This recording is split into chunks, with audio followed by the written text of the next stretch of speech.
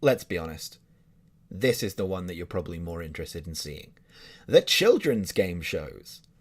Now, I could have done all the most popular ones, like Raven for instance, but I could probably make a full single video about Raven alone, so I'm going to focus on more under-the-radar shows, ones which might have slipped your mind. I'm basically just going to overanalyze the game behind these children's entertainment programs because that's just what I do instead of contributing actively to society at this point. I mean, Oh, hello, children. Come with us to a beautiful place. Yeah, well, there's only 3 steps between you and a lovely prize. Oh, did I mention, you know, if you lose, You get eaten. if there's one thing kids love, it's style over substance TV. Obviously. I mean, how could you not? That, honestly, is the only reason I can see for the continued support of Scratch and Sniff's Den of Doom. Make sure you pronounce the N. Scratch and Sniff. Den of Doom is a pretty standard Gunge affair, in that losers get dropped into Gunge with some wonderful green screen shots. Oh, look at that. Mwah. But with an obnoxious number of fart jokes and a pretty well thought out thematic final round, actually. Which of these is a type of cake? You've chosen Eccles. let's take away some wrong answers. Let's take away... garden. I thought not. Let's take away... church. It's not the right answer either. There's only 2 drop zones left. One right and one wrong. Scratch. Put Maxine out of her misery. Maxine, what could it be? I hope you're wrong. Take away the last wrong answer.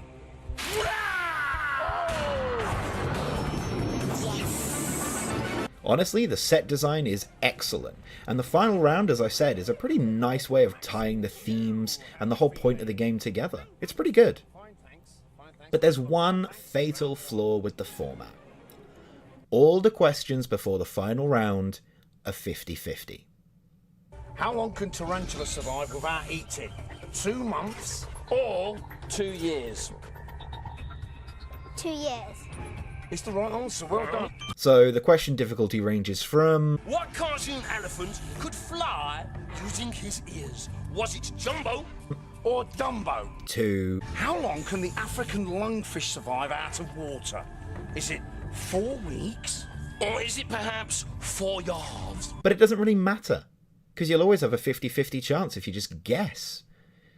As a format, this really doesn't help the, honestly, kind of poor hosting from the hyenas, despite the excellent puppetry. Very well done.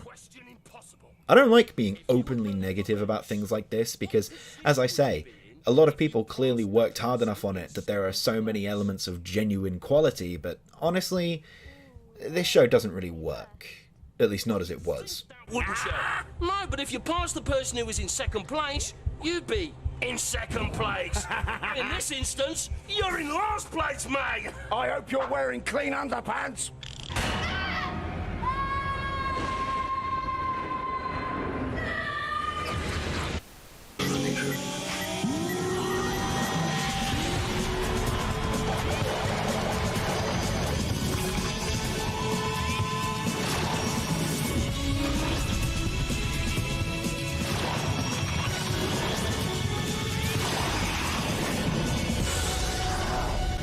Welcome to Eliminator, the show where you could win a fantastic holiday, but only if you manage to survive all 3 levels of the game.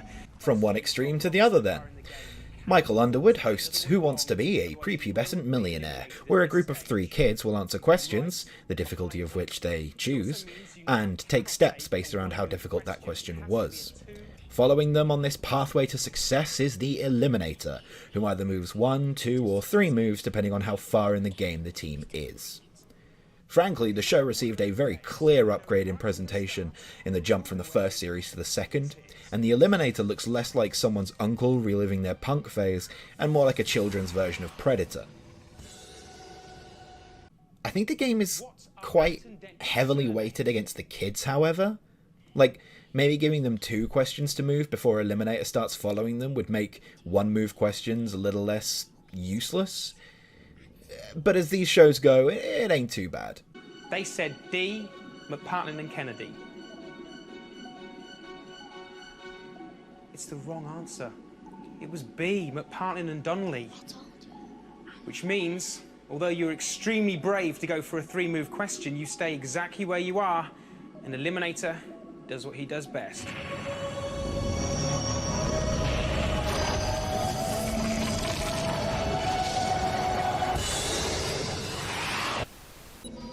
Could you spend the night in a haunted house? Well, that's exactly what 3 brave contestants are going to try and do. No adults, no phones, no contact with anyone. They must try and survive in an old explorer's deserted mansion from dusk until the cock crows at dawn. If they succeed, the team will win the sleepover of their dreams. But if it all gets too scary, then they can leave at any time by pressing this panic button. But that means they have failed, and the whole team must leave the house immediately with nothing. If you reached this point and thought ITV would be opposed to traumatizing children in exchange for goodies, I'd like to show you Scary Sleepover. 3 kids have to spend a night, like literally the entire night, in a haunted house, and have to complete horror-themed tasks to get gifts that make the night easier, you know, snacks, things from home, etc, etc. These aren't, like, playful scares either. This isn't playful scariness.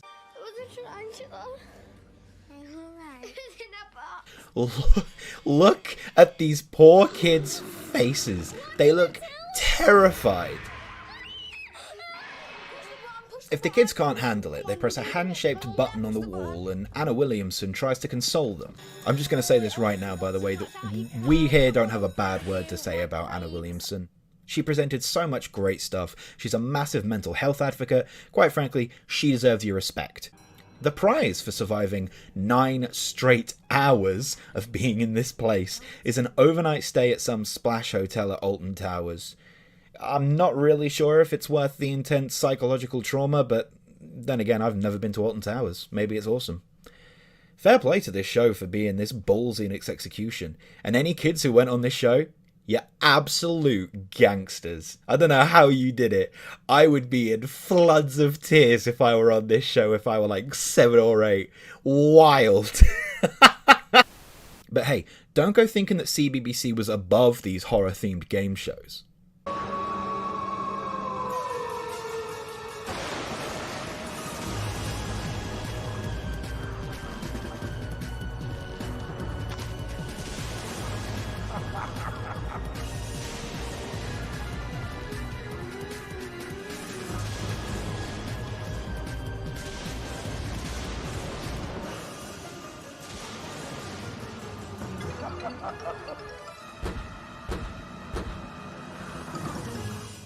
Spook Squad was a Scottish-based show where 3 kids have to complete horror-themed challenges.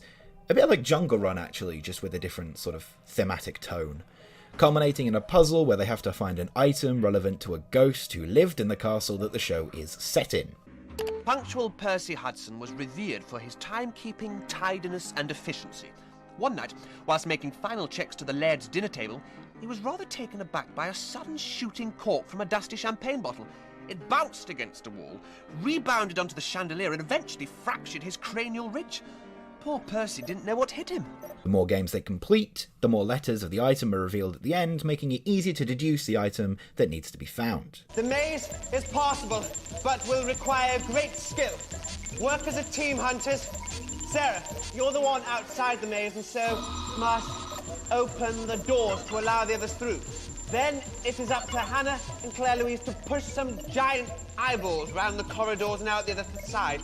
Their weight will start a chain reaction and release the plasm. Hurry up, there's not much time! The show was fine. Definitely feels like a horror-themed Jungle Run, but as much as I love the horror theme, I wish the show were just as good as Jungle Run. As it stands, I don't really have much to say about it. I don't know why it doesn't click with me as well as Jungle Run did, especially given that it should, as I love the aesthetic. It works, but it's easy to see why the show didn't last long. Time's up, team! The balmy butler needs his pocket watch!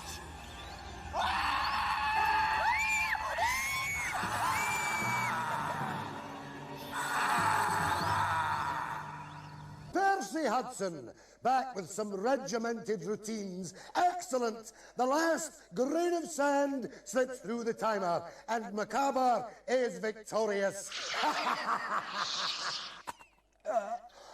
Oh, I'm going back to bed. 3 bright sparks. If we didn't win, I'd be very, very embarrassed. 3 big shots. Cross your fingers and hold tight because the real deal's coming. 1 business guru. That's exactly the passion you need to sell this product. 2 new products. Look, it's everywhere. 25 expert judges. But only one team can win. Beat the boss. This one is a bit interesting.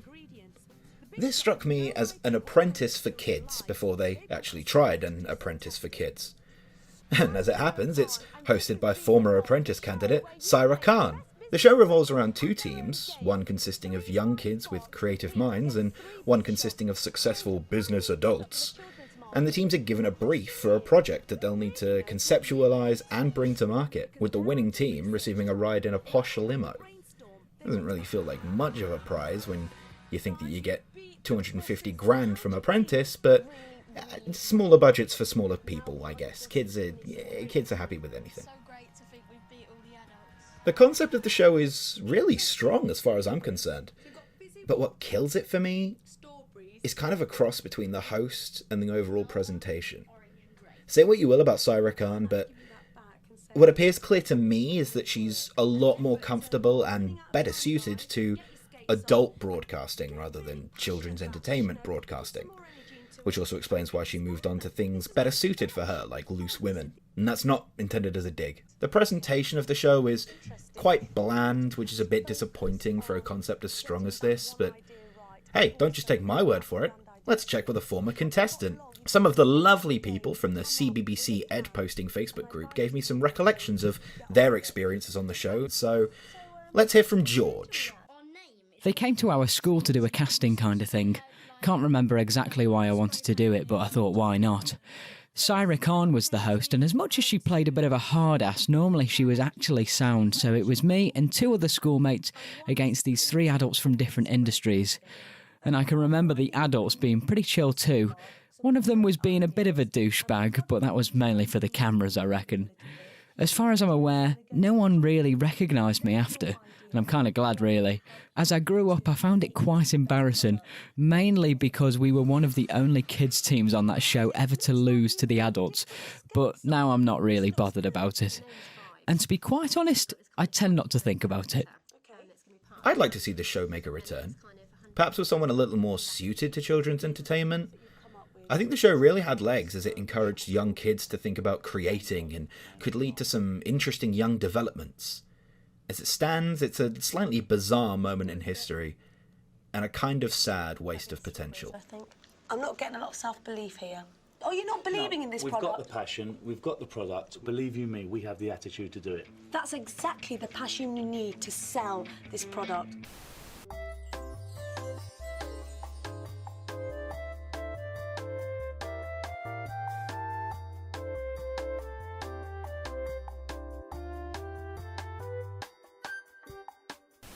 Welcome back to BAMOOKi Street Rules.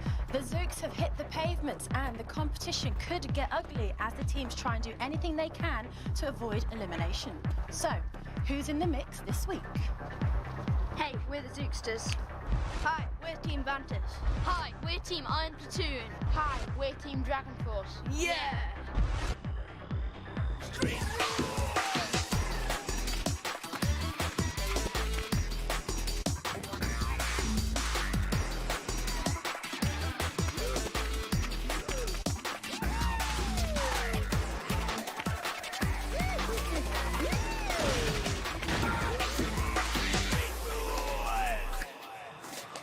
If you remember the name BAMOOKi, but not any of the graphics on screen right now, that's probably because this was the rebrand of BAMOOKi, which came later in CBBC's life.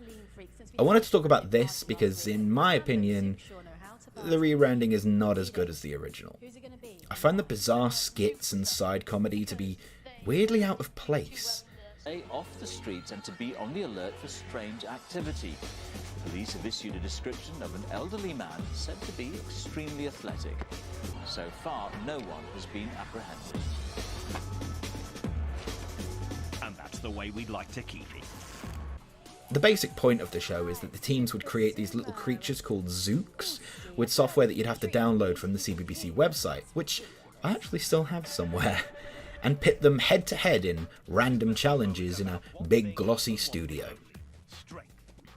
I don't think many people, if anyone at all, has the same nostalgia for this rebrand dubbed BAMOOKi Street Wars, or BAMOOKi Street Rules. I feel like they couldn't make their minds up, but that's okay, as the original run of BAMOOKi. But I would go so far to say that the idea of the dual hosts is probably better than just Jake Humphrey, though all of the hosts for this show did a decent job. Once again, I reached out to someone with first-hand experience of the show, and George, not that George, but George, has this to say. So I wanted to go on it because I was young and being on TV was cool in my eyes. I had an IT teacher called Mrs. Robinson who ran a lunchtime IT club, and she put a submission of a small group of people to be on the show. The show was honestly exhausting. We were woken up really early at our hotel and driven to Pinewood Studios, where we spent most of the day yelling at either green screens with 2D images of the Zooks projected on them, or at empty rooms, which was very strange. The hosts were lovely, Barney Harwood especially, but the crew were a little bit standoffish. A lot of my school had watched it, being of that age, and I was teased mercilessly for the next 2 years. An experience I've only come to terms with in the past couple of years. In my opinion, it doesn't hold up, mainly because of the style, references, and 3D model quality were very much of its time and were basic even back then. I wanted to include this anecdote in particular for 2 reasons. The less serious one is to laugh at the really low-sounding production quality.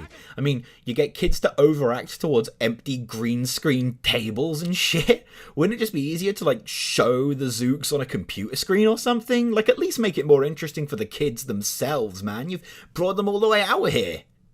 Anyway, the main reason I wanted to use this recollection was to emphasize that being on this show, and any of these shows, could be somewhat of a genie's wish. You get on the show, sure, but the aftermath could be incredibly damaging. I'm glad George came to terms with the treatment he received from being on the show, and I wish him, as well as all the people who helped me make this video possible, all the best. That includes the people who gave me some really interesting anecdotes, but who, for time reasons, I couldn't use, and yourself for watching this video to this point. Thank you. If you liked this video, consider giving me a like and maybe sharing it around, and checking out some of my other mini documentaries, or whatever I'm supposed to call them. I'm a small channel trying to grow from scratch, so all the exposure that I get at this stage really helps. If you especially like this video and you want to help fund more, check out my Patreon. I don't have much to offer in the way of incentives for donating outside of the content itself, so I certainly don't blame anybody for not wanting to pledge at this point. But the option's there if you want, and I would really appreciate it. For now, take care, thanks for waiting, and thanks for watching.